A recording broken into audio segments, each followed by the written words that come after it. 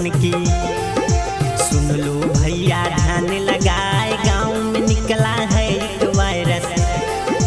पंचायत चुनाव कहलाए, घर घर घूम रहे प्रत्याशी।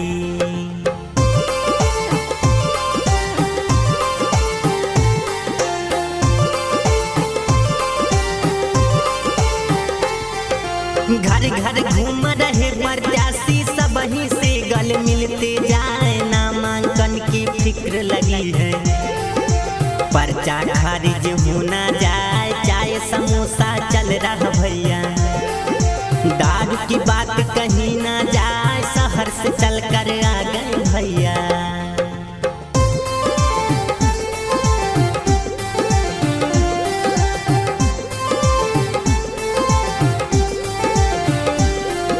शहर से चल कर आ गए भैया, वोट पड़ा कहीं अंते जाए। परिधानी की सुनो कहानी, बिजनेस में यह बदला जाए। 5 लाख तब खर्च हो करके 50 लाख लियो कमाए। विकास की बातें होने लगी है।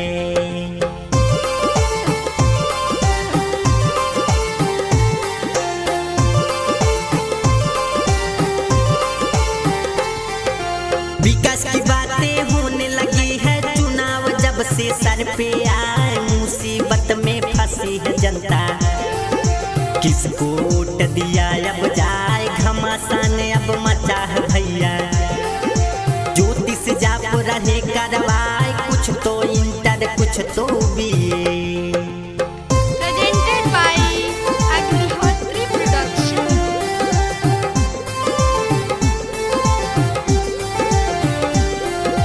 कुछ तो इंटर कुछ तो बीए, कुछ तो अंगूठा टेक कहाए। लड़ प्रधानी जीत रहे हैं भैया भैया सब चिल्लाए। 5 सुपारी बारी बारी, सब प्रत्याशी रहे चबाए। वोटर लिस्ट हो हाथ में लेके,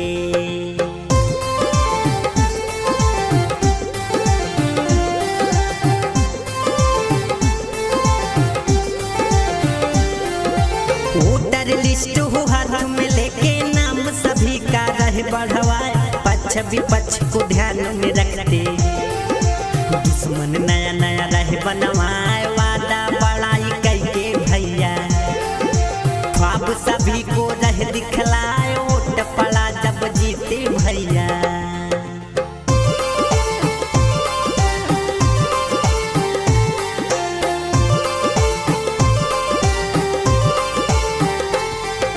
वोट पड़ा जब जीते भैया, वादा पूरा गए भुलाए। धोती कुर्ता और ब्लेजर फिर से भैया रहे चढ़ाए। भिड़े नहीं से कोई भैया, ग्राम प्रधान ही रह कहलाए। भारी चूक हुई जनता से,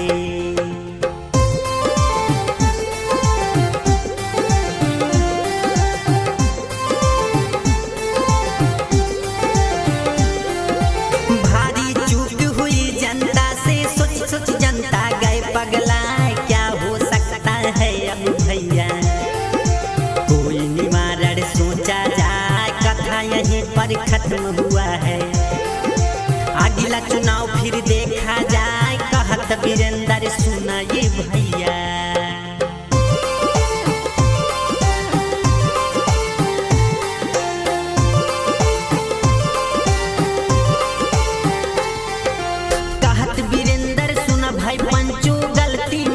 क्षमा की जाए, व्हाट्सएप ट्विटर फेसबुक से अब दुनिया भर में रह फैलाए। मेरी बात को ध्यान से सुनिए, गलती फिर से हो